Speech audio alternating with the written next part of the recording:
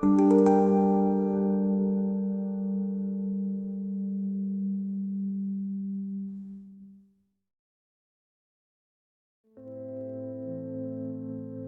wasn't long ago, and yet, the memories feel like a terrible, blurry dream when I think about the house.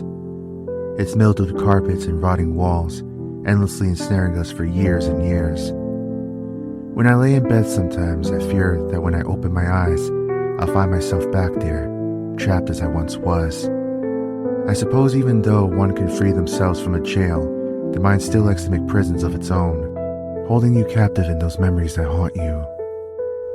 Sometimes, though, as grim as those thoughts may be, sharing them makes the load a little lighter, and perhaps you'd be willing to listen to mine. I uncapped the red pen and added another X to our calendar, a small one, as to not take up more space than needed. After all, the box already had 3 others inside just like it. Who knew how many more we would have to add? I put the cap back on the cheap ballpoint, clipped it to the top of the page, and then stared at the sheet for a while. I traced through the previous days with my eyes. Each red mark I saw made my heart sink more and more. It hit rock bottom when I reached the end of the X's and saw tomorrow's date. Happy birthday, Andy. The box read in small letters. Hey, has anyone marked the calendar for today? Jan suddenly called as she exited the bathroom. Yep, just did, I replied, pulling myself back into the awful reality. Thank you, Joel. I nodded with a half-hearted smile. How are you feeling today? I'm feeling all right. She's kicking a lot, though. Oh. She, huh? How'd you figure that one out? I had my first dream about her last night. Jan said with a warm smile, placing her hands on her stomach. According to the calendar, she was about 7 months along now. And you know what, Joel? What's that? In it, I was outside of this place. I dreamt we were back in our world at a park on a sunny day, and she was so beautiful. She looked just like her father. Maybe it was a sign. Maybe, I said warmly. I'm surprised you were able to sleep at all last night. Daniel chimed in from the dining room. That damn thing was being louder than usual. Sounded like it was banging that stupid instrument of theirs right up against the wall. The tone went solemn as Jan turned back to me. That reminds me. I think it's yours and Bea's turn today. I sighed deeply.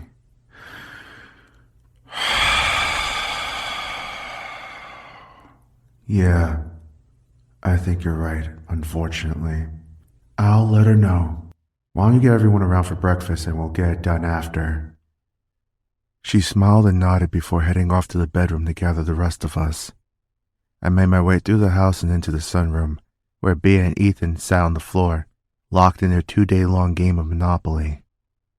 It had started as a full 8-player game, but we had gone bankrupt one by one over time until only they remained. Ethan hunched over the board in careful examination. I could tell the tensions were high. Bea still winning? I asked as I entered. Yes. He grunted in annoyance. He flipped over one of his properties and grabbed some money from the bank. But not for long. She's heading right by my side of the board. He looked at Bea with a smug face. It's game over, sister. Dude, just give up. Didn't you already stake a Kit Kat on this? Exactly why I can't lose. Don't bother, Joel. I already offered him a way out. He's not budging. Bea said with a smirk as she rolled the dice. Aha! Ethan yelled in triumph. That's the property you just mortgaged. Son of a bitch! Well, I hate to interrupt this riveting display of action, but we're doing breakfast here soon. I cut in. Yeah, I heard. Bea said. Small house, remember? Then you probably heard Jan remind me that. Yeah, it's our turn to grab the basket. She turned to Ethan. I'll give you a green property if you take my turn today. No way. Don't worry. You're just on guard duty, I told her with a reassuring smile. At least you aren't the runner. The two stowed their money and cards beneath the board, and together we headed to the dining room. Jan had already gathered the rest of the house and set out the food on cheap plastic tea party plates, graham crackers and old juice boxes. Not a bad way to start the day. We all sat on the floor as we slowly munched on the honey-dipped wafers, savoring the taste. This was most likely the last of them. After this, it was back to stale saltines. Talk was small, but the 9 of us seemed to be in good spirits nonetheless. All except for Daniel. He had been especially distant lately. I'm sure everyone noticed, and I didn't want to draw attention to it, so I just let him be. Decided I'd talk to him later. I waited until everyone was finished, and the conversations had died down before I stood up and helped Bea up as well. The anxiety was already growing in my chest. All right, everyone, it's time. Bea and I are going to make the basket run. The room grew heavy, and everyone nodded. One by one, they all stood up and filed into the bedroom. Jan gave me a sympathetic look as she passed me, and Benjamin placed an old, weathered hand on Bea and I's shoulders. Be safe, you two. I nodded with a look of confidence, hoping it would set the group at ease. After they had all entered, the bedroom door shut and the lock clicked. I turned to Bea. You ready? I asked. She sighed deeply. Ready as ever. We walked into the kitchen and crossed to the end of the room. Together, we slowly and carefully slid the heavy wooden pantry away from the wall. Immediately, I felt the instinctual feeling of danger in the pit of my stomach as I looked at the door hiding behind it. Bea looked at me and pursed her lips. I smiled and brushed a strand of hair from her face. We'll be okay. She nodded and then grabbed a sharpened broomstick that rested in the corner. We were certain it would do nothing to help if anything ever did go wrong, but nobody wanted to admit that. It allowed us to feel like we had some sort of power. When we were both ready, I turned the lock on the black doorknob and gently opened the door. The scent of mildew and age hit us as I slipped into the old, empty yellow room. The air was cold and stale, hearing only the sound of my shallow breathing. The window on my right was caked with dust and moisture stains, painting only a blurry image of the endless hills outside. The orange shag carpet had been matted down with a perfect path from the past years of the same routine, a walkway straight from the door to the middle of the room. Another door hung open on the furthest wall opposite of me, revealing only darkness beyond. No matter how many times I had seen that open doorway, the dread never went away. In the center of the empty space, alone on the floor, sat the basket. The basket was a loose name for it. Really, it was whatever container the thing downstairs could find to fill with junk. Junk that had kept us alive since we arrived in the house. Food was the only consistent thing that it put in the container. Everything else was always a gamble. One week we might get something we were happy about. Books, board games, clothes, soap, things like that. Other weeks, we might get a bunch of trash, old circuit boards, doorknobs, children's toys. Everything it brought us was always used, dusty, or covered in mold, but we learned to deal with it after a few months. Just clean it off and make do. After almost 4 years, we still had no idea why it did it each week, or where the stuff came from. Our best guess was that it was some sort of game to the thing.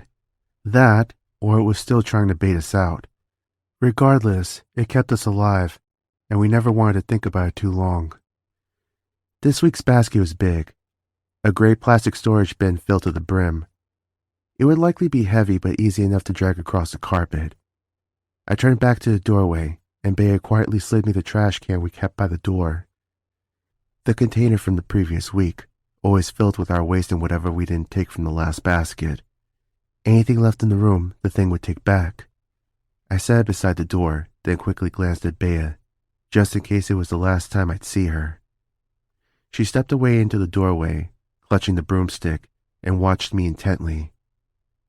Here we go. I walked slowly across the carpet, making sure to step as gently as possible. With each stride, I stopped to listen to the opposite doorway. So far, I heard nothing but the heartbeat in my chest. I crossed farther in, making my way to the bin. The few feet into the room always seemed like miles. Bea watched the other door while I kept my eyes on the basket and continued my routine. Step. Nothing. Step. Nothing. Step. Nothing. Finally, I reached the basket and glanced inside. Sure enough, this was a good one. Not only was it full, but it was packed with valuable supplies. Boxes of cereal, blankets, I could see 2 rolls of half-used toothpaste, a deck of cards, and a whole lot more. Not wasting any time, I placed my hand on one side of the handles and began to carefully pull the basket back to the safety of the house. Step. Nothing. Step. Nothing. Step. Nothing. Shit! Joel? Bea called, alerting me of the noise I was already well aware of. Forfeiting stealth, I yanked the basket hard and bolted for the doorway. Below me, I could hear a chorus of thuds as the creature beneath scurried to the stairs, banging its instrument the whole way. I heard it around the corner of the steps and collided with the wall as I reached the kitchen. Bea let me inside, then turned to help pull the basket. From the doorway across the room, I heard it dragging its body up the steps, letting out a high-pitched and inhuman squeal of excitement. Together, we yanked the basket inside, but the added momentum for Bea caught me off balance and forced me to fall onto my back. She stumbled as well, but quickly leaped up and sent the door shut, flicking the lock into place. She collapsed into the floor next to me, and we both crawled backward on our palms until we hit the dining room wall. She grabbed onto me, and I held onto her, and together, we just watched the door, listening to the beast thrash against it. It violently jostled the handle to no avail, and I thank God that the house was indestructible. I had only ever caught a glimpse of the thing, one time right at the beginning. Based on the size of its arm and hand alone, there was no way any normal structure would have held. Luckily, however, the house seemed to have its own strange set of physics. Items and things within it could be destroyed. However, anything that was part of the house itself wouldn't break.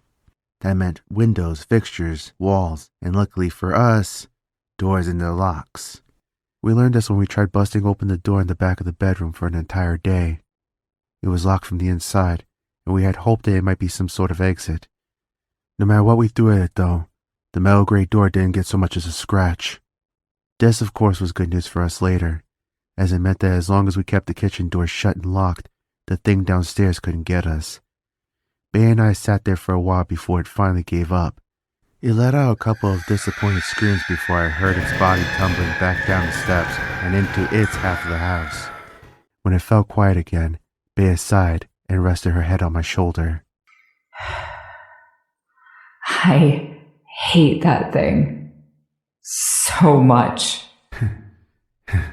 Hey, don't be so hard on it, I told her, panting. It buys us groceries, I said, pointing to the basket. She didn't find it funny. We stood and pulled the crate into the living room, then walked to the bedroom door and signaled. 3 knocks. Wait 2 seconds. Knock again. Jane opened the door, and everyone breathed a sigh of relief when they saw the both of us were still there. I'm glad you two are all right. That sounded rough. Yeah, not too bad. Not as bad as some days. Good haul, though, I told her. Sometimes I wonder if you got pregnant just to get out of basket duty. You caught me. I'd take 9 months of this any day over running basket duty. The group gathered in the living room and began to sort through the bin, separating community items from personal items. Grace was already breaking out the rusty bingo cage for the raffle. Meanwhile, Bea, Ethan, and I returned to the kitchen to slide the pantry back into place. The door may have been indestructible, but like the broomstick, it helped us feel like we had power. I'm glad you guys are okay. I was worried when I heard Bea shout. Ethan said. Yeah, it was oddly close this time, I replied. Usually it doesn't wait that close to the stairs. Maybe it's getting smarter. Could be. Although after years of it still not catching on to the same routine, I'm not too worried about that possibility. Hey man, you never know. We've only been here for a couple of years. Maybe it's getting older. Oh gosh, don't say that. Bea groaned. I don't want to think about that thing getting any worse. Once the pantry was back in place, We rejoined the group.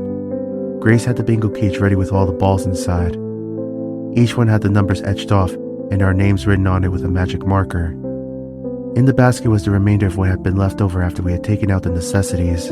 All right, everyone, raffle time. As usual, the two heroes get first pick. Grace said, smiling at us. You first. Bea told me. You had to run. You sure? She nodded. I walked over to the bin and sifted through what was left. A book of poetry, some pens, a roll of floral wallpaper, a keychain, some clothes. Bingo!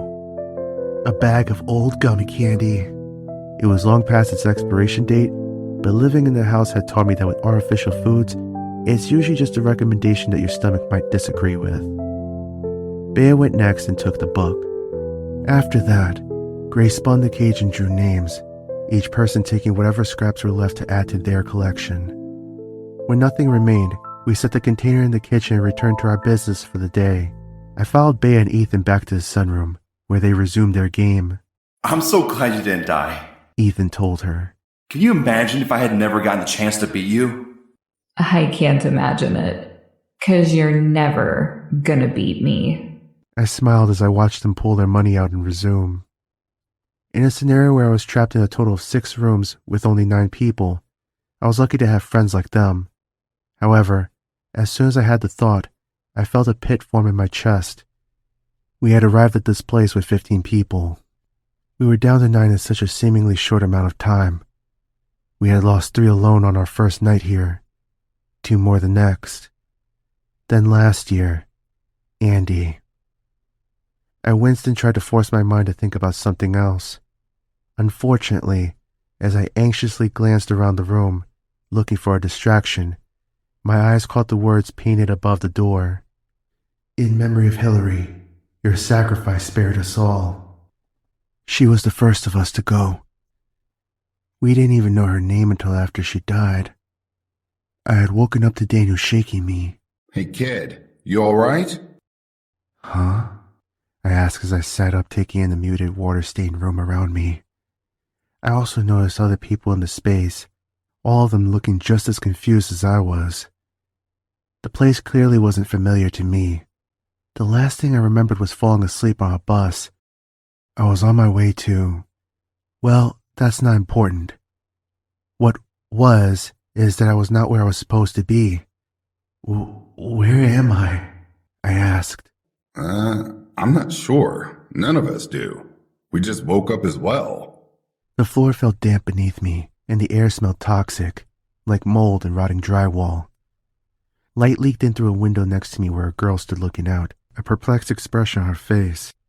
This was Andy, but I wouldn't know her name until the following morning. Daniel helped me to my feet, and I glanced around. Everyone else seemed like they, too, were gathering their bearings. A door led into another room, and I saw a few people cautiously looking inside. When they found it seemed safe, they stepped through it. What's going on? I'm afraid I don't know that either. Daniel continued. We're all trying to figure it out. We were all on the bus together. I just don't remember what happened after that. We're in someone's house, but I don't know where. He gestured to the window. Not exactly easy to tell. Looking outside, I realized what he meant. The landscape outside and all the way into the horizon was nothing but steep grassy hills. They were unnatural looking, perfect round mounds, the way a child might draw them in a picture. The sky was covered in a thick blanket of clouds, blocking the sun and painting the hillside in a gloomy dim light. Now that I had fully come to and analyzed the immediate situation, I turned back to take in the room. A woman, who I would come to know as Jan, held her phone to her ear. After a moment, she dropped it to her side, defeated. There's nothing. No signal. Me either. Another woman said. What's going on? A man asked angrily.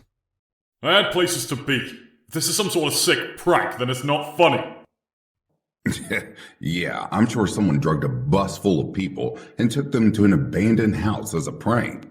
Oh, well, do you have any other ideas? Maybe we've been kidnapped. A younger gentleman chimed in. He looked worried but seemed more like he was eager to help. Ethan. One of the men who left the room re-entered the doorway. Well, if we have, then our captor isn't a very good one. He left the front door unlocked. A few of us, myself included, made our way out of the bedroom and into the hall. From where we stood, we could see the sunroom where two people peered out of the open front door. A doorway led to a bathroom on the wall next to us, and just past that was an entry into what looked like a kitchen. We all dispersed around the area and began to investigate. Some people tried their phones again, others looked out the windows. Some began interrogating each other over information. A group formed by the sunroom door, and a few shuffled outside. I heard someone moving in the kitchen and peeked around the corner. Andy and another girl gathered around the door on the far wall. It was white with a texture that matched the paneling of the surface around it and had a black doorknob. Andy wrapped her palm around the handle and swung the door open. From where we stood, there was a clear line of sight across an empty yellow room and into another doorway that held nothing but darkness.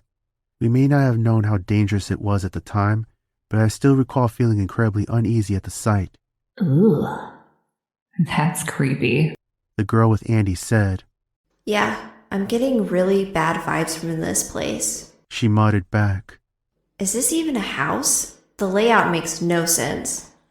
And why on earth are there no lights? Maybe it's really old. Could be, but it looks newer, like the 70s or 80s. That's true, although shag carpet is definitely out of style. Andy joked, pointing to the floor of the yellow room. The other girl chuckled softly. It must have been that small interaction that solidified their relationship so early, as Andy and Bea stuck together from that point on. Suddenly, I heard the people by the sunroom door start to raise their voices in an argument. I watched as one of the three who had gone outside ran back in. No way. That don't feel right.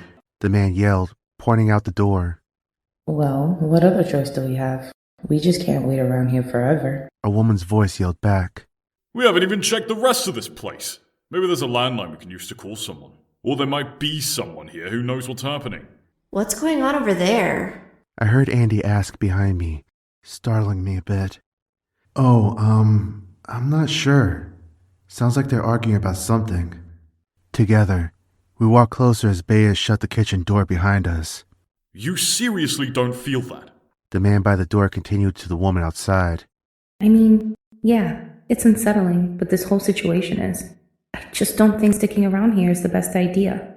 Why not? Someone will notice one of us is missing eventually and come looking. Yeah, and whoever brought us here is probably still in the house. I'd rather take my chances looking for a road and flagging someone down over staying in that crack den.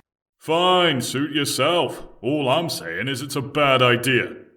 I just feel it. Andy and I reached the sunroom and stood in the doorway. Daniel stood by, and I tapped him on the shoulder. What's going on?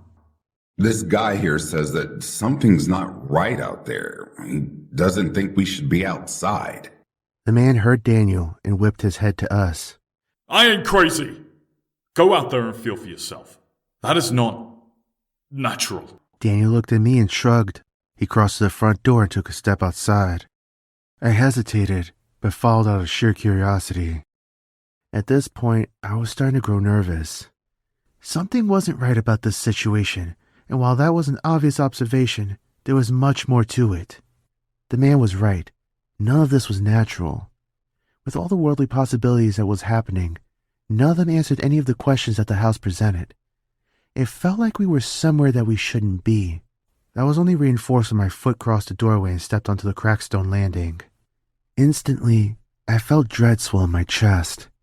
The sensation of danger mixed with the feeling of fear. The whole scene before me was wrong. The landscape felt unnatural, the hills were too perfect, the sky was too solid of a color, the grass was too vividly green. It felt like a cheap imitation of something we knew. The air was perfectly balanced in temperature, and yet I still felt cold. No wind blew, not even a slight breeze, and it was quiet. No birds, no rustling. Nothing. This place was not for us. It felt like it was never meant to be seen. The worst part was the nagging sensation I felt in my stomach. Have you ever had those dreams where something is chasing you? It doesn't know where you are, and you're trying to round the corner before it sees you. That was the feeling. The outside was the chaser, and the house was the corner. I desperately wanted that corner, no matter how unknown it was. I looked at Daniel and he looked at me. We both felt it. Wait, I started. Something is wrong. We should get back inside, Daniel added. oh, great. The other man who followed the woman outside said. Them too. The woman sighed. Listen, I understand everyone is terrified and confused. I am too. But we need to figure something out, and we aren't going to do it by standing around here. You don't have to follow. Just stay here and be safe. Once I find help, I'll come back for you all. Don't say we didn't warn you. The first man called after her. The woman turned to the man still with her. Are you coming? He nodded, and together they began to make their way across the grassy fields into the hills. As they walked, Daniel and I stepped back inside. Instantly, I felt relief wash over me. I breathed a deep breath and turned to the sunroom. At this point, everyone had gathered and looked out the long wall of windows at the two people traversing the hills. I found an open spot and began watching as well. You alright? Ethan stood next to me. He had witnessed the whole interaction. I'm not quite sure. Something is seriously wrong. Why is he stopping? Jan suddenly muttered. I turned back to the window to see that the woman was still trotting up the hill, while the man following had halted before the slope. He was saying something to her, but we couldn't hear. She waved a dismissive hand and continued onward. Maybe he changed his mind? I told them. The first man muttered. This is not a good idea. As the woman scaled the hillside, we watched her begin to sway back and forth on her feet. At first, I thought it was just due to the hill's incline, but it soon became more drastic. She stumbled about like she was drunk, collapsing a few times and picking herself back up as she continued. We could now hear the man screaming for her to stop and come back, but it didn't seem like she even heard him. She stood on her feet as she crested the hill, then stopped. She glanced off to the horizon for a minute. All was silent as we watched, waiting to see what would happen next. The room gasped as we saw her fall straight back and tumble down the hill. The man ran over to her body as it tumbled to a halt and flipped her over. He shook her a few times, put his ear to her chest, then suddenly leaped back with an expression of pure terror on his face, mouth agape and eyes wide open. He scrambled to his feet and dashed for the house, tripping over himself as he ran. Jumping onto the concrete porch, he burst through the door. Immediately, people were there with questions. What happened? Is she okay? What's going on? The man didn't answer. He just walked out the sunroom and into the dining room with a ghost-white face. He leaned against the wall and slid down into a corner, hugging his knees. A few people followed and surrounded him. What's going on? Jan asked. Is she all right? Why did you leave her? The man looked up with unblinking eyes. She's dead. I would like to think we handled everything rather collectively thus far for the situation we were in, but that sentence is what broke the dam. The room felt heavy. Whimpers and gasps echoed among us. The woman who was Grace began to hyperventilate. What is happening? What is going on? She's dead? What do you mean she's dead? She was just fine a second ago. What happened out there? I don't know. The man just muttered softly as he stared vacantly at the floor. What do you mean you don't know? You were standing 20 feet away from her. We have to go get her. She could still be all right. No! He suddenly shouted from the floor. Nobody goes back out there. We can't just leave her. Maybe she needs CPR. Did you not just see what happened? You're all crazy if you think that... That's enough! Daniel yelled above the chorus of voices. The last thing we need to do right now is panic. I think it's obvious by this point that this situation is not normal. Who here has even seen something like this? Nobody answered. That's what I thought. So, let's just take this nice and slow. He looked at the man on the floor. I know something is wrong out there, but these people are right. Dead or not, we can't just leave her out there. Now, her body landed at the bottom of the hill. You were safe the whole time you were standing there. I'll go get her body and bring it back in. The trembling man took a silent moment before responding. You can get her body, but for everyone's sake, don't bring it inside. Something ain't right about it. What do you mean? You'll see when you go out there.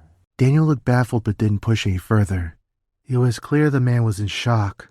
He turned to Ethan and me. Do you boys mind coming to help me? I really did mind.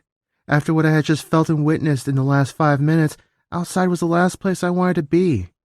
But everyone was scared, and I didn't want to cause more fear.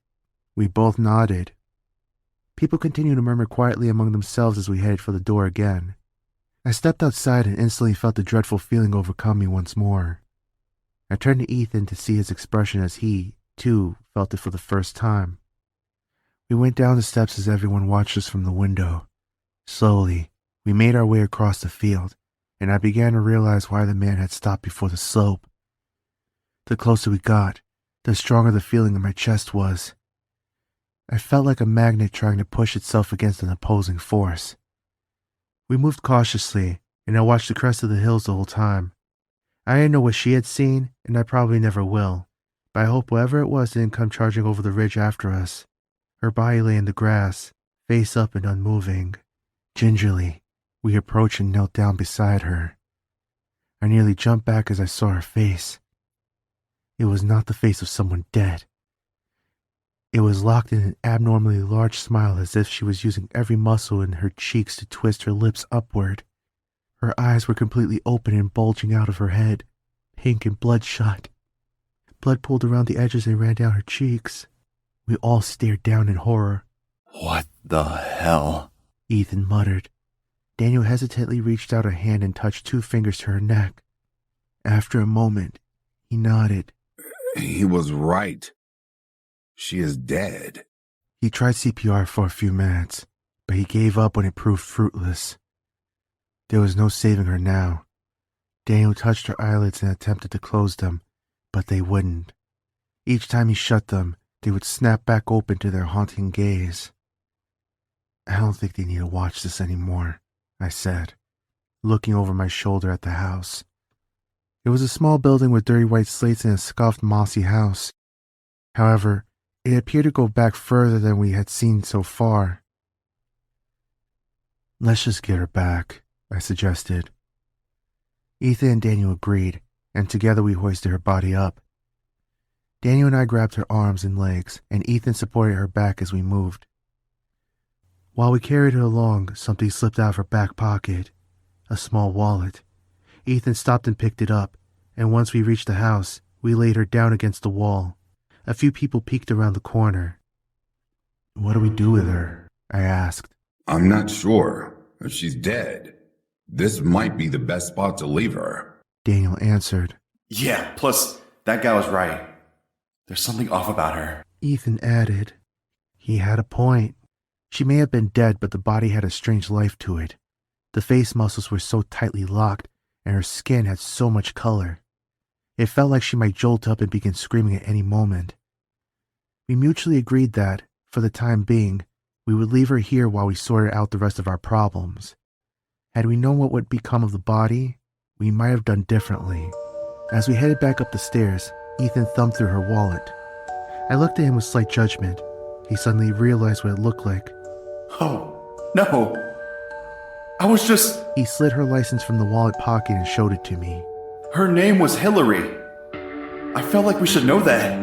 It hadn't seemed important at the time, but after we realized that we might be at the house for a while, we felt that she deserved some sort of remembrance.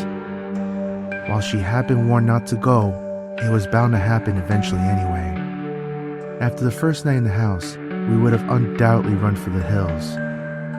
Hillary sacrificed herself to show us that that wasn't an option. She ended up saving the rest of us from her fate. Your sacrifice spared us all. I like to think that wherever Hillary is now, God rest her soul. She knows that she really did help us in the end.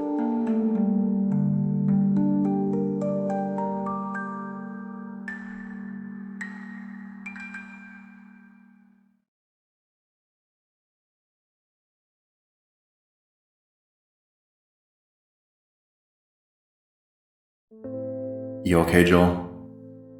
Ethan called from behind me.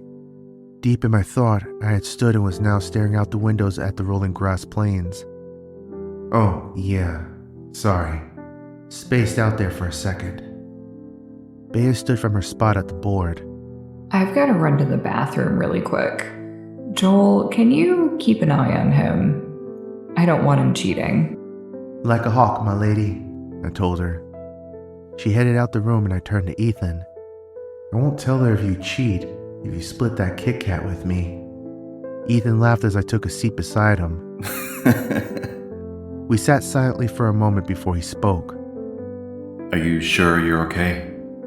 Yeah, why? His tone grew solemn. Oh, nothing. It's Andy's birthday tomorrow. Oh, yeah, I saw the calendar when I marked it today. Yeah. Yeah. I can't believe it's only been a year. It feels like so long ago. I know. Time moves so damn slowly around here. It's certainly been a whole lot quieter without her. Silence fell over the room again before Ethan continued. You know, I know I've said it before, but... Yeah? She could have found it. You never know. Maybe. I like to think that she did. I like to hope she did. I'm sorry. No, it's okay. It's good to talk about it. Can't pretend it didn't happen. I hope Bee's okay. I know she doesn't like to talk about her, but I could tell she misses her a lot. I don't blame her. The two were like sisters. I just think it's hard for her to think about it. Yeah. She's always been closed off. Did you know she's hardly told me anything about her life before the house?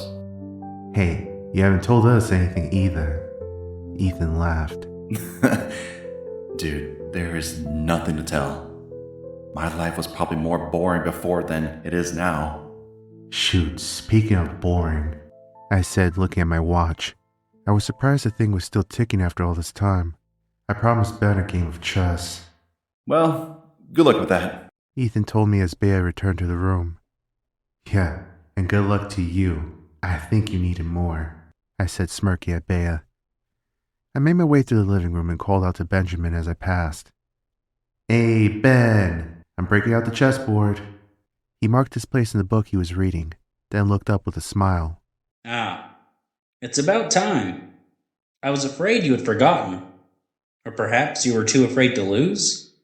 I chuckled at his taunt and entered the bedroom to grab the board. As I walked in, I saw Daniel alone, staring out the bedroom window. I hesitated, debating whether he wanted to be by himself, but figured now might be the only time alone I would get to talk with him. Hey, Dan. How you holding up? Huh? Oh, hey, Joel. I'm fine. You? Good. Hey, not to pry, but you seem kind of solemn lately. Is everything all right? Well, there's not much to be happy about around here. Yeah, I suppose. I just wanted to make sure that you're all good. We care about you is all. Wanting to make sure I'm not going to go all layer on you guys, huh? I was abruptly taken aback by his statement. What? No, I was just... He laughed softly to himself. Sorry, kid. I'm just messing with you. I'm fine. Just getting real sick of this place is all. I sighed a heavy breath. Yeah, me too. Then you sure you're okay? Yeah, sheesh. You're starting to sound like Jan. I smiled. Her motherly instincts are rubbing off on me. I joined him at the window. Weird to think that we'll have a baby around here soon. Can you imagine being born in this place? Daniel suddenly grew dark, and I could feel tension fill the room. No, I can't. No kid should have to live in a place like this. Besides, we got enough to deal with already. Caring for a baby will just throw more on our plates. I suddenly regret bringing up the topic. Yeah. We'll make it work, though.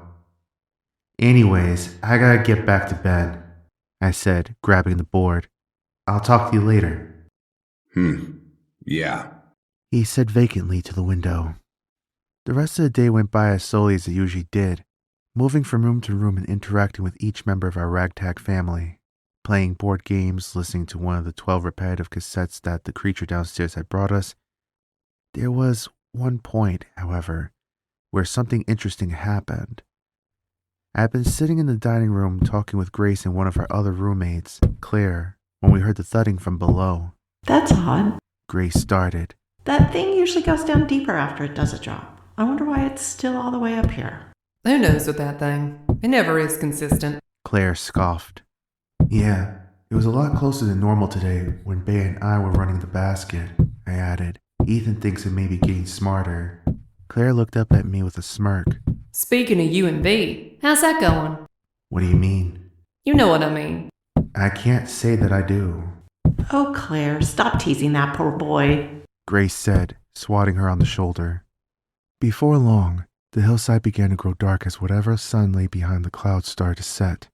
We all began our nightly routine, taking turns in pairs to use the bathroom to wash up and brush our teeth. Since there were 9 of us, there was always one person who got the bathroom to themselves. The only caveat was that they were the last to go. Tonight, that person was me. I watched as the group filed into the bathroom 2 by 2. I began to grow nervous as the hillside became dimmer and dimmer. The room may have been just around the corner from the bathroom, but I still hated walking even a few feet in the dark. Bea and Jan were the last 2 out of the bathroom, and they passed by with a smile. Good night, Joel. See you in there, Bea said with an enchanting look. I slipped into the bathroom and shut the door. I put a small dot of toothpaste on my far too worn-down toothbrush and ran it under the chalky water from the old, rusted faucet. The sky beyond the skylight above was now almost black, and I abandoned hope of making it to the room before the body started roaming the hills. I sat on the bathtub's edge and got lost in thought for longer than what was probably necessary. My mind drifted to what Ethan had said earlier. She could have found it. You never know. I began to daydream about the thought. Maybe she had. Perhaps she was back in the world right now, laying in a real bed, in a real house. The horrors of this place were far behind her. I wondered if she would still think of us, think of me, wondering if we were okay, or if she tried to forget, to move on. I doubted the last thought. She wasn't that kind of person. She was warm, kind, and thoughtful, always looking out for the others and never herself. After all, that's why she had left in the first place. I spat my toothpaste in the sink and splashed some water onto my face. I left the bathroom light on, the only one in the house, in case anyone needed to go in the night, and stepped out into the hall, shutting the door behind me. My heart skipped a beat as I saw a figure standing in the sunroom looking out the window. I wondered if someone had somehow left the front door unlocked, but my fear dissuaded as they spoke. Hey, brother. Hey, I said plainly. It's been a while. It has. How have you been? Here. Yeah, you have been. He chuckled. He made his way through the living room and stopped next to me, leaning against the wall. That girl who smiled at you a bit ago was cute. What's her name again? Bea? I said nothing. Hey man, I'm not judging.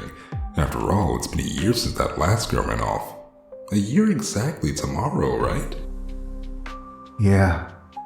I don't blame you for wanting to move on. I bet it gets lonely around here. I have all of them to keep me company. That's true. He spoke. He leaned close and whispered. But I bet none of them can scratch that itch quite like she can. I shuddered. Well, I won't keep you, brother. I'm sure you have someone to get to. Have a good night. He stepped around the corner into the kitchen and out of my sight. I stood alone in the darkness for a moment. I caught something move out the sunroom window and looked up. A figure stood there, a real one this time. It saw me looking and eagerly waved at me, then beckoned me closer. I turned to the bedroom and stepped inside, locking the door behind me. I collapsed into the pile of sheets that I called my bed and looked up at the ceiling. There were too many thoughts to sleep. I lay there for a while before I began to hear thudding beneath me, as well as the muffled notes of that stupid instrument. The thing was awake, although I suppose it always was. I could tell the room was nervous. It wasn't usually so active this soon after a drop. Softly next to me, I heard Bea stir from her bed. She scooted slowly across the floor to me and nestled close. I hesitated, his words still echoing in my mind. Still, eventually, I wrapped my arms around her and held her softly. She was warm, and her rhythmic breathing slowed my heartbeat down. One by one, I felt my worries melt away. I could tell she was scared. I was too. We all were. All of the time. Of the house, of the hills, and especially of the thing downstairs. Ever since our first night, that fear never wavered or went away. I envied the people who were in the front of the house when we first encountered it. If only I could erase the scene from my mind. What's this thing made of? Larry yelled as he jumped on the doorknob. He held himself up by the trim of the door frame as he repetitively pounded the knob with the heel of his shoe. No matter how he tried, the door at the back of the bedroom would not open. If it weren't for the situation, I'm sure I would have found the scene pretty funny. Calm down before you hurt yourself.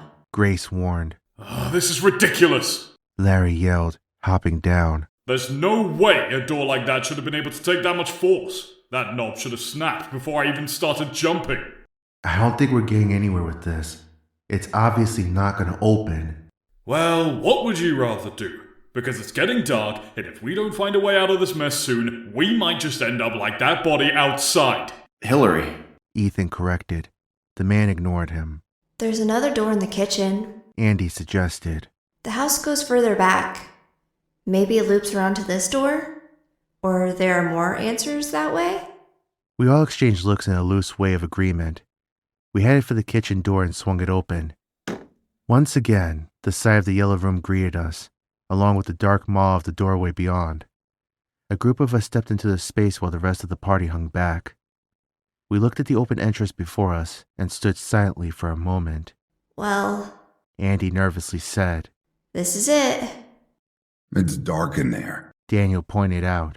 Why are there no windows? We looked at him confused. It was not a thing to worry about. There are windows in every room of this house. Even the bathroom has a skylight. Why not this one? What's the matter? Larry sneered. You afraid of the dark?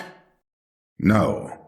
There's just something not right about it. Larry peeked his head through the dark doorway and looked around. He slid his hand around the corner, and I could hear him flick a light switch a few times. Nothing changed in the room, however. Well, it looks like it used to have light, but the bulbs are burnt. The stairs lead down. It looks like a finished basement with furniture. Maybe there's a phone down there. Larry withdrew his phone from his pocket and clicked on his flashlight. Anyone gonna come, or do I have to do this all alone?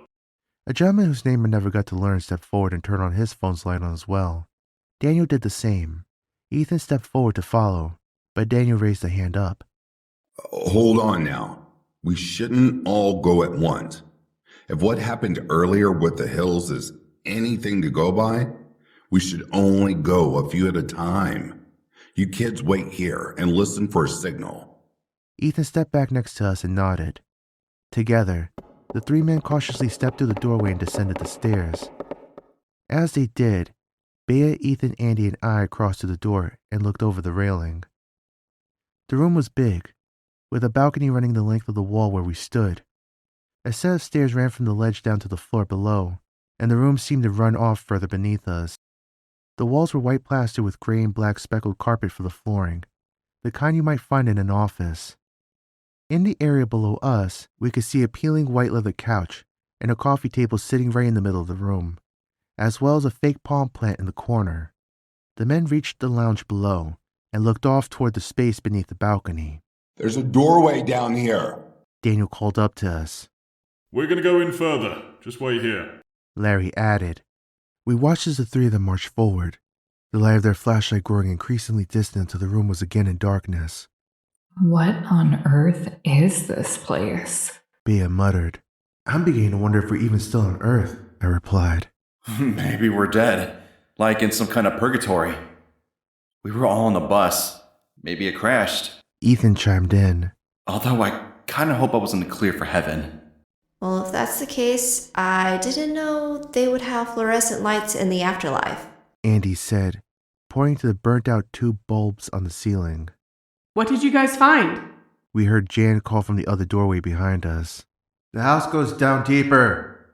They went further in to check it out, I yelled back. She nodded, and then we began our wait. It was about 10 minutes before we heard voices below us and saw the light fill the room again. Larry, Daniel, and the other man stepped into the lounge and looked up at us. This place is seriously not right. Daniel called up. What do you mean? It just keeps going back, and there are so many rooms it's like a maze. Not a single light in any of them either. More stairs go further down, but we thought we'd come back in and fill you all in first. Did you find anyone else? No. It gets weirder, the other man added. All the rooms are different styles. Some of them look older than others.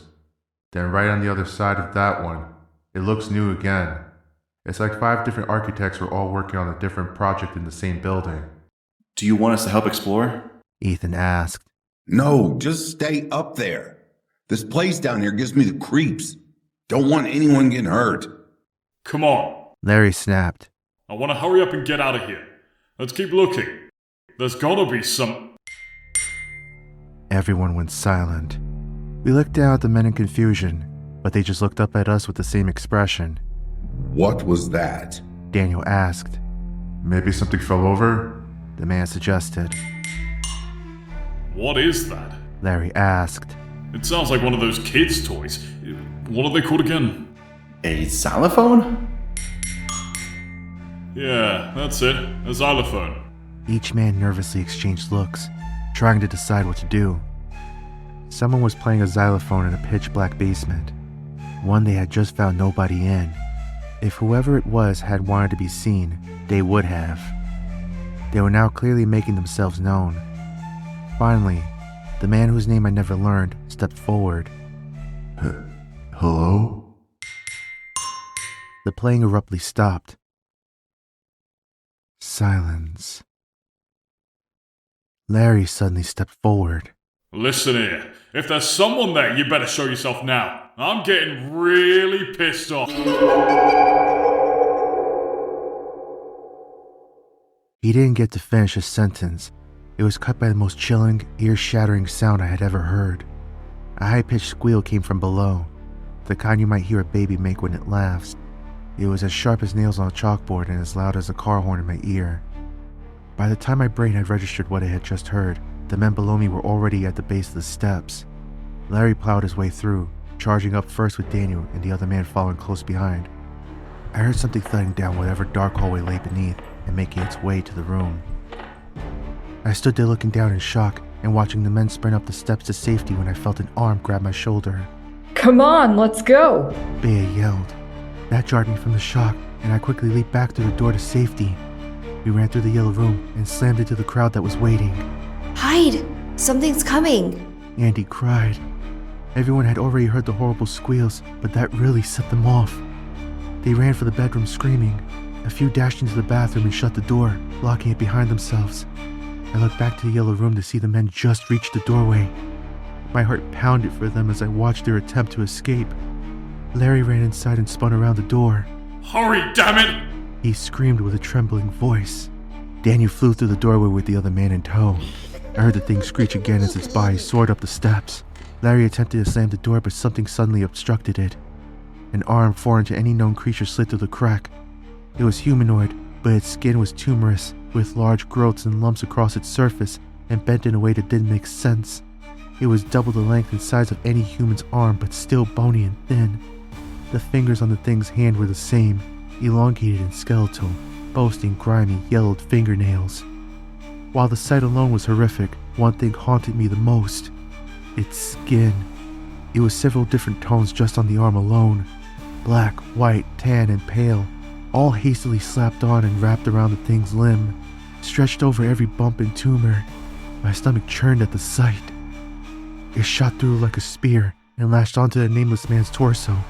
Its fingers snaked around his body like an anaconda. The man let out a cry, and Daniel turned back. He dashed for the door and threw himself up against it alongside Larry. They leaned hard, trying to prevent the being from yanking the man back into the darkness. All the while, he pounded on the thing's hand, hoping to break free. It all proved useless. In one instant, the creature yanked its arm back through. The man's body got caught between the door and the doorway, but that didn't matter either. I heard his bones snap as it forced him through the small space, and I listened to his screams as he was dragged off below. There's a reason I never learned his name. Daniel and Larry ran over to our door and slammed it shut, clicking the lock into place. Larry keeled over and threw up onto the floor, and Daniel looked at us with abject horror. I turned to see that Andy and I were the only two who had stayed to witness what had just happened. None of us could say anything. We all just sat in the hallway by the kitchen for a long while, thinking. Finally, Larry broke down into sobs. What is this place? We said nothing. Daniel stood and crossed back over to the kitchen. What are you doing? Don't open that again! What? Do you think I'm a lunatic? He snapped back. He stopped in front of a wooden pantry tucked off to the side of the kitchen and began to drag it until it rested in front of the door. It snapped that guy in half. Andy said softly.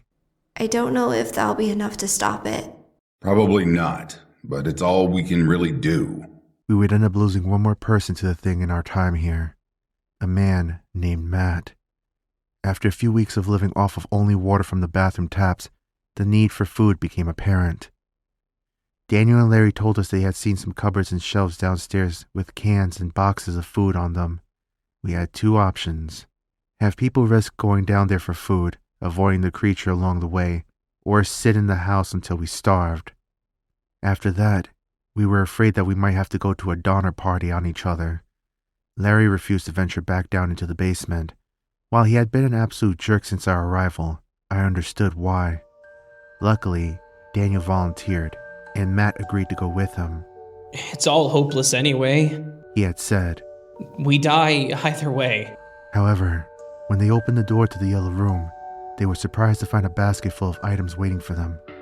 Unfortunately, they took the time to sort through them then and there. According to Daniel, they had shut the door to the stairs before they had started looking. That's how we learned it could open doors. It heard them before long and came charging fully into the room. Matt had been closest to the door and was unfortunately grabbed by the thing and dragged into the basement. Daniel told us he didn't even scream, or looked scared at all for that matter. He looked like he knew his fate was inevitable. However, Matt was another person who gave his life to teach us the rules of the house. The thing leaves us baskets. We take the baskets quickly. We don't wait around. We had his name painted on the kitchen wall like Hillary's. I had asked Daniel several times throughout the years what the thing looked like. He was the only one who had ever fully seen it. He would never tell me though. He would shake his head and softly say, Just be glad you don't fully know what brings our food to us. Are you okay? Bea whispered softly in my ear. Your heart is beating really fast. I hadn't realized how caught up in the memory I had gotten. I said nothing, but began to gently run my fingers through her hair. She gave me a reaffirming squeeze and then relaxed into sleep. I lay there for a bit longer, listening to the thing below. We had gotten used to the racket over the years. Most of the time, you could sleep through it. Sometimes, I liked to listen to it, try to figure out what it was doing down there. Why was it here? Why did it want us so badly? I listened closely in the darkness, listening to its footsteps and hearing its faint notes echo through the halls.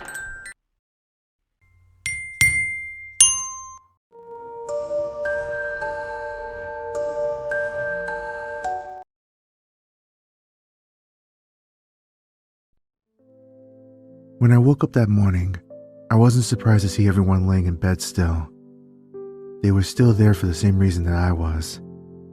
There was only a handful of things to do around the house, one of which to check the calendar. It was the same routine we had every time we lost someone.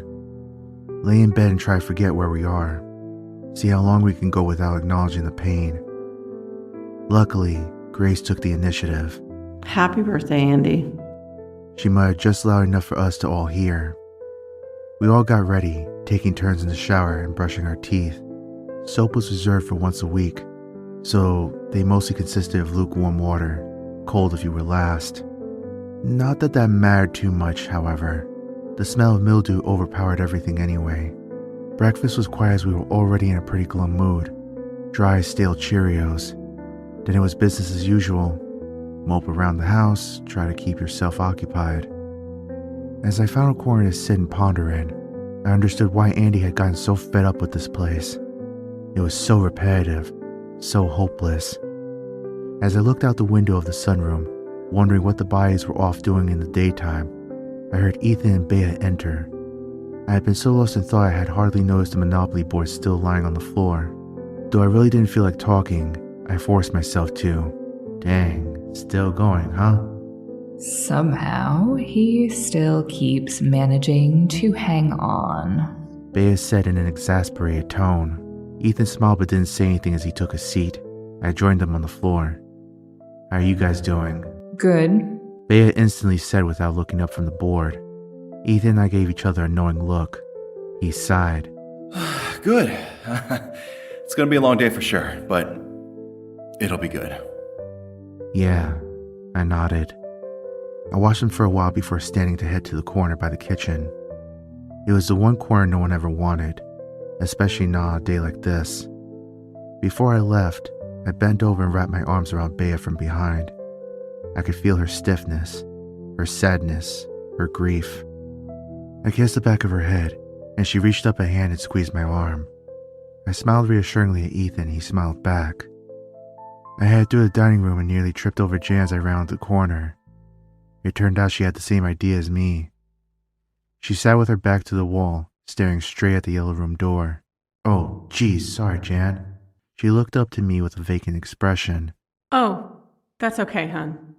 Instantly, she went right back to looking at the barrier. I stepped around and slid down the wall beside her. Everything all right? Mm-hmm. Well, considering that's your least favorite place in this house, I start pointing to the door, and you're willingly staring at it, I'm obligated not to believe you. She sighed and laughed nervously. Nothing. It's okay. I'm fine.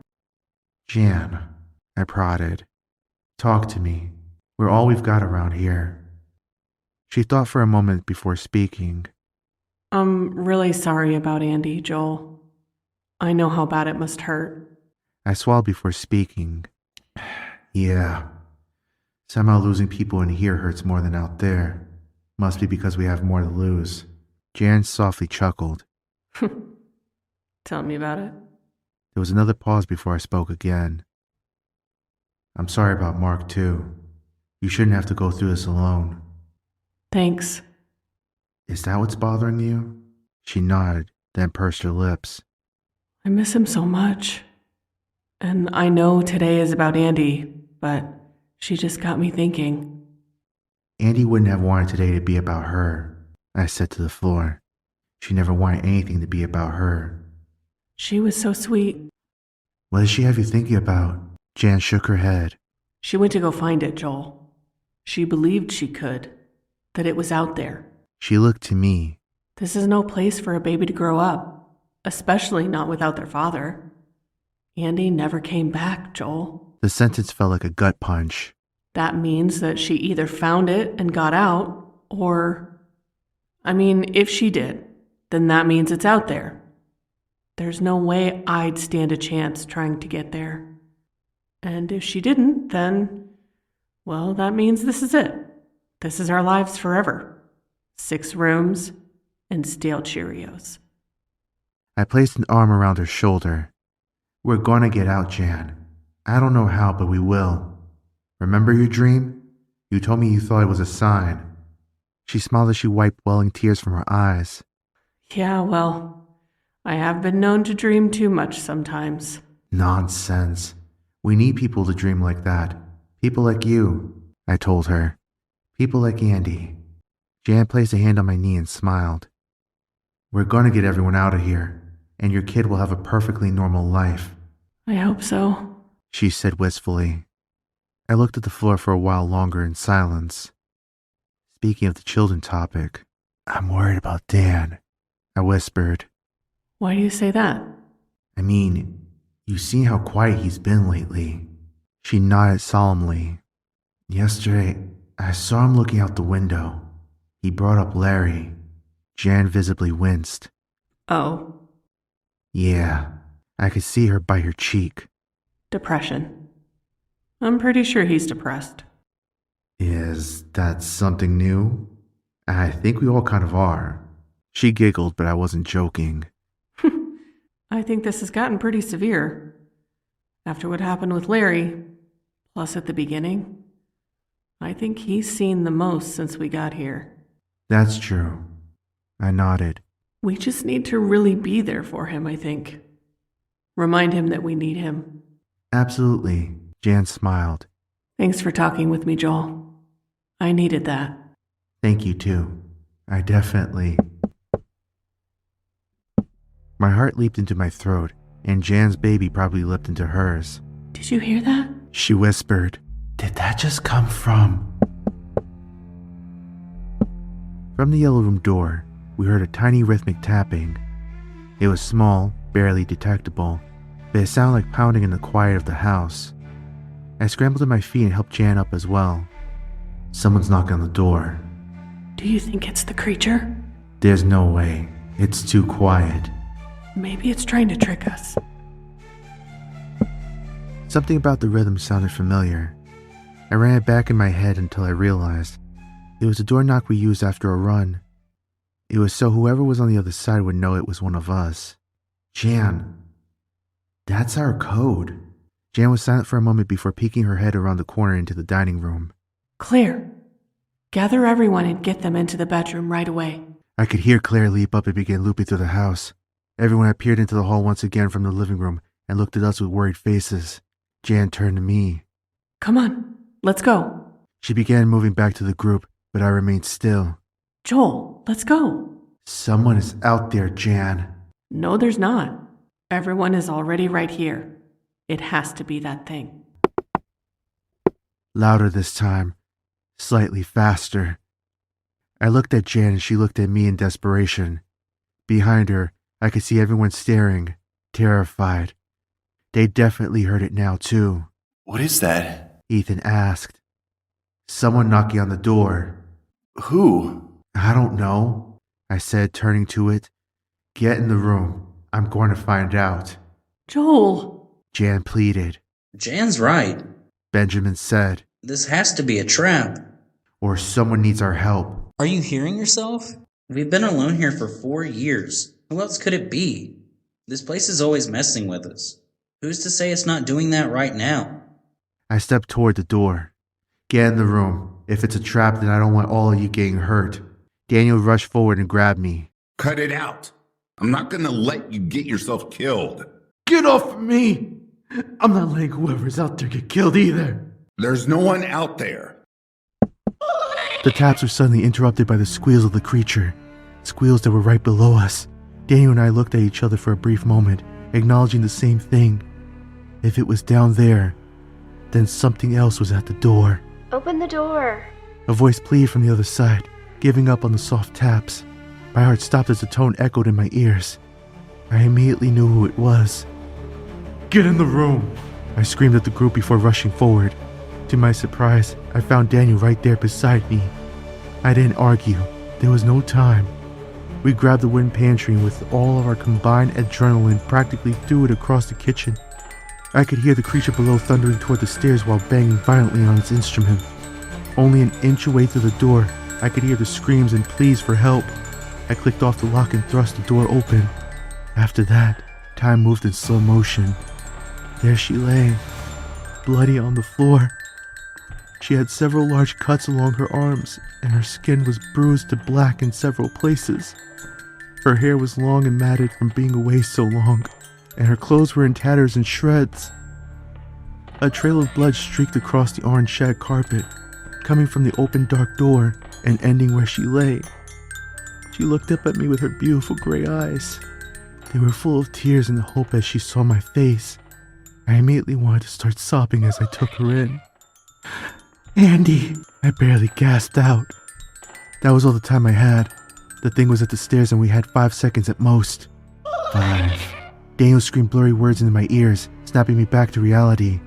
I heard the creature bound up the entire flight of steps in 2 Goliath strides, squealing the whole way. Andy reached up to me, and I bent down and grabbed her warm, shaking hand. 4. Its flesh-patched hand slapped around the edges of the door frame. Immediately, images of the nameless man being dragged through the door flashed in my head. Adrenaline coursed through every channel of my body as I began to lift Andy. Daniel grabbed a hold of her other arm and helped. 3. Daniel was right to never tell me what the creature looked like. Even if he had, I don't think I could ever have imagined just how horrific it was. Its whole body was like arms, elongated, skeletal, and covered in tumorous bumps. The vile quilt of skin was a suit it wore all over every inch of its figure, even its head. Its bald skull was composed of more small patches that led straight up to its face. Oh God, its face. It wasn't its own. At least not the skin on it. The eye sockets on its sadistic mask had been stretched open far too wide for it to fit its massive head. Within, 2 enormous white eyes bulged out, looking at us with pure excitement. It had no iris, only 2 large black pupils. The mouth was just as horrific, stretched too wide like the eyes, revealing a set of elongated, clenched, disturbing human teeth. It pulled itself through the door and squealed with delight. It eagerly reached up just below its neck where a long rectangular bump protruded from its someone's skin and began to tap on it. The xylophone that I was always banging on. It was under its vile flesh. 2. We helped Andy to her feet and we were only a foot away from the door. She staggered on her lacerated legs and struggled forward. She could hardly move. I wondered for a split second how long she pushed her body just to make it back to us before collapsing. I quickly stepped behind her, letting Daniel take most of her weight, and lifted her legs, shoving forward with my shoulder and sending them both through the door. 1. I heard its hands and legs behind me as it scurried across the floor. I whipped my head to see that it was too late. The thing towered over me, lifting a long arm to snatch me up. As it did, it gave me one last horrific sight to hold on to. It opened its clenched teeth, and in place of its squeals, let out a high-pitched, chilling, and excited, Joel! It could talk? 0. I braced myself. So many thoughts flooded into my frantic brain. How bad would this hurt? Would I scream? What was it going to do with me? How fast would I die? What part of its body would it wear my skin on? I suppose none of it mattered anymore. The last thought I had was of home, back in the countryside. Her and I were sitting in the woods. Her smile, her warmth. Suddenly I heard the thing scream. Not its usual gleeful scream, a pained and angry cry. I opened my eyes and I found themselves closed to see Ethan at my side, the sharpened broomstick in hand, jammed into the creature's neck.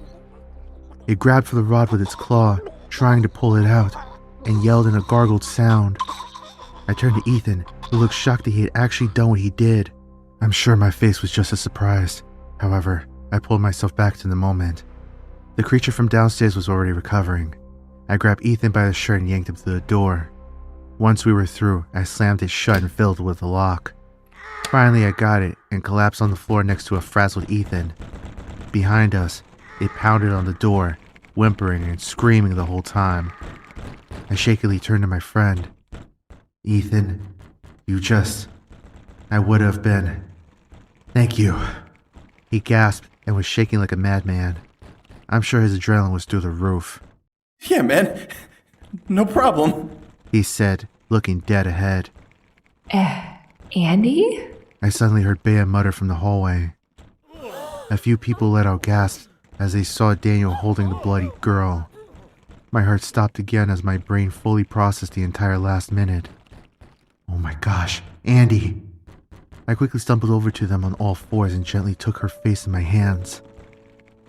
Oh my, Andy! She smiled as she looked up at me and lifted her hand to rest mine on her cheek. Joel? How did you... Where were you? My brain couldn't form a complete sentence. The room was spinning. I couldn't believe what I was seeing. She spoke first. I missed you. Tears immediately began to spill from my eyes. I missed you too. I bent over and pressed my forehead to hers as I sobbed. Towels! Daniel shouted. Blankets! Grab anything to stop the bleeding! His sentence reminded me that she was hurt. Oh my gosh, you're bleeding. Hang on, honey, we'll stop it. We'll... As I surveyed the damage, I realized how truly bad it was. She had more cuts than I had initially realized. Deep, long cuts. She had already lost so much blood since we had just brought her in. I could only imagine how much she had lost on her way to the door. Andy shook her head. Don't worry about me. Joel, listen. Shh. I stammered, brushing the sides of her face and stroking her hair. Stop talking. You just need to take it easy. We'll get you better. Several people rushed over with all the cloth they could find. Daniel and I gently lifted her and laid her on top of them. Then the others set to work wrapping the cuts as tight as possible. Bea and Ethan dropped next to us and looked down at her in pure grief. Bea took one of her free hands. Andy. She weakly smiled. Hey, Bea. Hey, Ethan. Ethan wiped his eyes, then smiled at her. What took you so long? He nervously joked. Andy laughed and began to choke a bit. We held her as she regained her breath, then smugly said, You have no idea. Andy, shh. I told her, you need to stop talking. No, Joel. You need to listen to me. I swallowed back my sobs. What's wrong? I watched her swallow as well. It's somewhere beneath us. I looked down at her with a puzzled expression. What? That thing? I said, pointing to the door. We know, honey. It's always been down there. Now don't talk. No, Joel. She squeezed my hand tightly. I found it. Everyone stopped moving at once. What do you mean you found it? I found it. I found the exit. It's so far below. Way down. But it's there. Everyone looked at each other. It was clear that nobody knew what to think. Jan looked amazed. Grace looked horrified. Ben looked lost in thought. Daniel had no expression at all. He simply kept tending to her cuts. I'm so sorry, Andy said, breaking the long pause. You don't have anything to be sorry about, Andy. I cooed as I continued to run my hand through her hair. I was there. I saw it. But the house, I couldn't get to it. I thought if I found it, I could lead you guys there. So, I just came back. But I got really hurt. She broke into another fit of coughs. Blood spewed from her mouth. I looked at Daniel in desperation. He didn't make eye contact, but I knew he saw me looking. He gently shook his head. I began to break down. It's okay, Andy. You did so well. I was walking for so long, so deep. Her eyes began to close. Hey, no, Andy, stay awake. Don't close your eyes. She held them open. She struggled to breathe. Joel? Yeah? She looked at me and pulled my hand to her lips. Don't feel guilty. I felt a warm breath release across my fingertips. Then nothing at all. Everyone was still. So was my heartbeat. The thing still pounded on the door behind us, but I didn't hear it. Everything was spinning. Everyone sat in silence, defeated. There was nothing we could do. The creature never brought us medical supplies. Not that it would have mattered. Andy was gone. The group and I gathered silently around her body for a long time, our soft sobs filling the otherwise quiet space. Bea lay her head onto the girl's stomach as she cried. Ethan just hugged his knees and stared, silent tears running down his face. I just wept into her shoulder as I slowly felt the warmth leave her. After a while, Daniel got up and walked to the kitchen. He grabbed an old, rusted shovel that the thing had left for us and walked out the front door. Claire wiped her eyes and followed him as well. Nobody else moved. After a few hours, Daniel came back in and stood in the corner, resting his hands on the handle of the shovel. After an hour, I felt Jan's grip on my shoulder. Guys, it's getting dark out. I'm so sorry, but we have to. We can't leave her. I lifted my head and wiped my eyes, then nodded.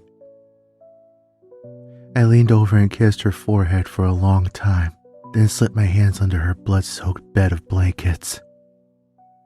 I lifted her up and carried her outside, Ethan and Bea walking beside me. The horrible sensation of fear from the hills felt like nothing compared to the pain in my chest. Daniel stood by the hole he had dug next to Mark's grave. I lay Andy down next to it and stared at her for a while before folding the sides of the sheets over her beautiful face. Everyone else gathered around outside, except for Frank, who just stood in the doorway. He hadn't come out since the first day he had gone for the hills with Hillary. Does anyone want to say something? Jan sniffled. Nobody stirred until Claire spoke first. You were such a sweet girl. You didn't deserve this. You can finally rest, sweetheart. Grace added.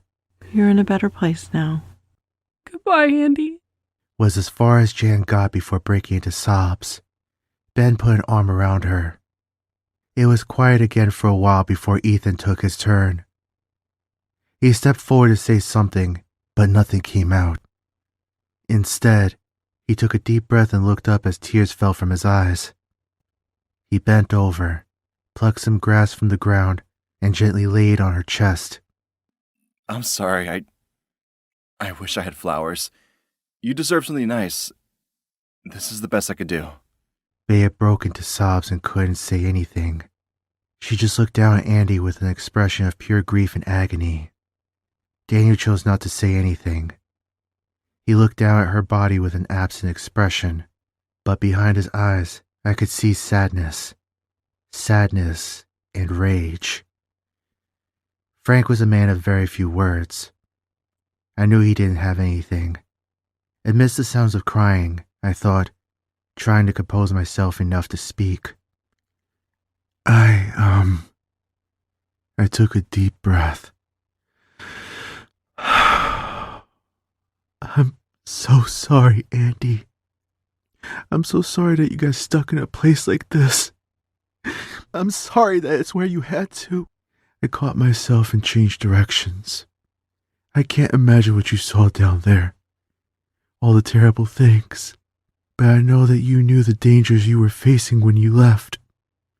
You risked your life so that we could escape, but you were already my escape, Andy. I breathed hard, trying not to break down. I promise you will have not died for nothing. We will get out of here, honey. We will. I promise. At that, I stepped forward and looked at Daniel. He nodded and together we lowered her body into the hole. We buried her as the light outside grew dim. One by one, people trickled inside, but I stayed. So did Ethan and Bea. We stood around the fresh pile of dirt until we saw the bodies come skipping over the hills. Then we went back inside. The next day everyone laid in bed for a long time. Even after they got up, I stayed. Bea lay there next to me on the floor. Jen came in and asked us if we wanted something to eat. I told her I was okay. You should go eat something, I told Bea. She just shook her head as she lay silently. The next day went the same. I stayed in bed with Bea all day, just thinking long and hard. About Andy, the memories I had with her, the times she had kept me sane. Then I began thinking about what she had said. It's somewhere beneath us. Way, way down. As we lay there, Bea suddenly spoke softly next to me. I'm sorry. Sorry about what? About Andy. I took a deep breath. I'm sorry too. Are you going to be okay? Yeah, eventually. It just hurts. Are you? Yeah, I think so. We lay quiet again for a while before I asked, would you ever hate me? Bea rolled over and looked at me with a perplexed expression. What? What do you mean? Like, if I did something dumb, would you hate me? Her confusion changed to concern as she scooted closer to me. She reached out her hand and began to stroke my hair. You're worrying me, Joel. I looked back at her with a similar expression. You know I care about you. A lot, Bea. You and Ethan and everyone. She nodded, waiting for me to continue. Looking into Bea's eyes, I felt a pang of guilt. I had thought Andy was dead. This whole time she had been alive, and I had been getting close with. I think I need to call a meeting. Okay. Just promise me you won't get mad. She bit her cheek but then moved up against me, burying her face into my chest.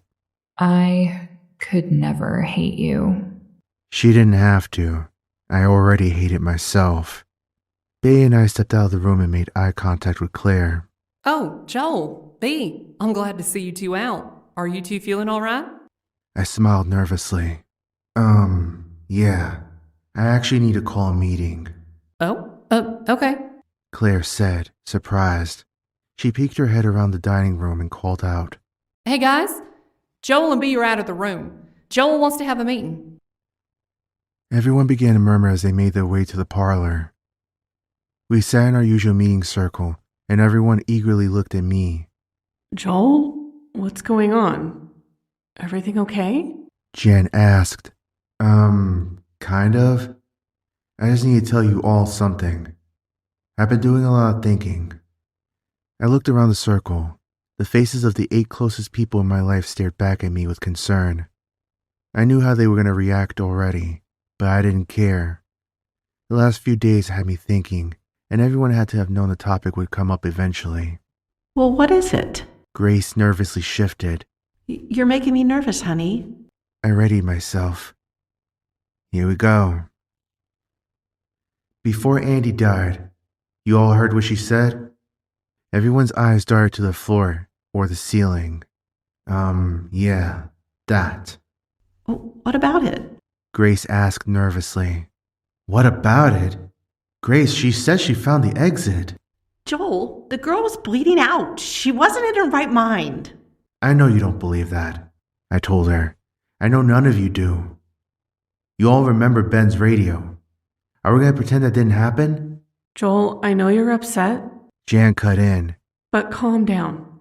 Let's think about this for a moment. It seems like you all already have, and that you know what has to happen. I looked around the circle. If any of us want to get out of here, that exit is our only option.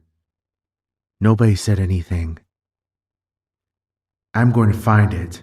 What? Claire and Jan both asked at the same time. Joel. Bea suddenly whispered at my side. Joel, even if that was an option, you saw Andy. Ben said. She already made that trip, and well, she barely made it back. I know. I know that she didn't. But that doesn't mean we should give up. No, that's exactly what that means. Jan said. There's only 9 of us left. If we keep losing people, then we are going to have nothing left. It's better than being stuck here, fearing for our lives every day until we die, Jan. No, it's really not. You told me the other day we're all we have around here. I'm not going to let you go charging into God knows where just to die, Joel. I'm sorry, weren't you the one who was saying this was no place to live? Don't you want your baby to have a normal life? Yes. But I also said I wouldn't stand a chance of getting to the exit. None of us would, was the point. Andy was gone for a year, Joel. All that time just spent looking for the exit? You're right, but Andy did stand a chance. Not only that, but she also made it there and back. We don't even know for sure if she found it. Claire jumped in. But how do we know if she did? Because she said she did. So you're just going to charge into the dark on her word alone? Yes! I shouted much louder than I intended. That's exactly what I'm going to do. Everyone stared at me in shock. In all my time with Andy, she was constantly questioning this house, how it worked, why it was here, what was below us. She saw what happened to Hillary, and the nameless man, and Matt, and Larry. When she heard that transmission from the radio, that was it. She knew she had to go. And when she left, I never understood why she did. I was so confused and afraid that she had just run out of hope and decided to go off by herself. But when she came back, that was when it hit me. She had done it all for us, so that we could get out of here. She believed that there was a way out, and she went alone. And I just watched.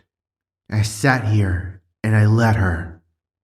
I could have gone after her. I could have talked to her more while she was here, but I didn't. I did nothing. I can't do that anymore. I can't watch people I care about die. I saw Mark get buried once, and I had to bury Andy twice. I'm not going to watch anyone else get buried. So yes, I'm going into the dark alone because that's what I should have done with her in the first place. Everyone sat silently, just looking at me. You're wrong, Daniel said. You're not going down there. Not alone. Because I'm going with you. Daniel, I have to do this alone, I told him. Andy barely made it back by herself. He started. If we go together, then we'll have better odds. Dan, I'm not going to let you risk your life. Oh, shut up and stop being a hypocrite, Joel. My life is nothing anymore. I've been staring out the window every day for the past few months, and those hills look better and better to me with each passing minute. I'm going to die one way or another. Let me at least die trying to get us out of here. Please. Jan begged. Don't do this, you two. We're safe here. Safe? Daniel asked. We got a demon in our basement, sweetheart. The world around us kills people who step a little too far out of bounds. We survive on crackers and juice. How many more of us have to end up like Larry or Matt or Mark before we're all willing to charge down there? Jan winced at Mark's name drop. Fine. Just go. If you two want to kill yourself, then I guess we can't stop you. I could see tears welling in her eyes. So what's the plan then? Benjamin asked. Just charge down there like Andy did and find this thing? A map, I spoke. I'm going to make a map as I go down. Once we find it, we'll head straight back up, and then we can lead everyone straight there. Well, there you have it. When are we leaving? Daniel asked. Tomorrow night.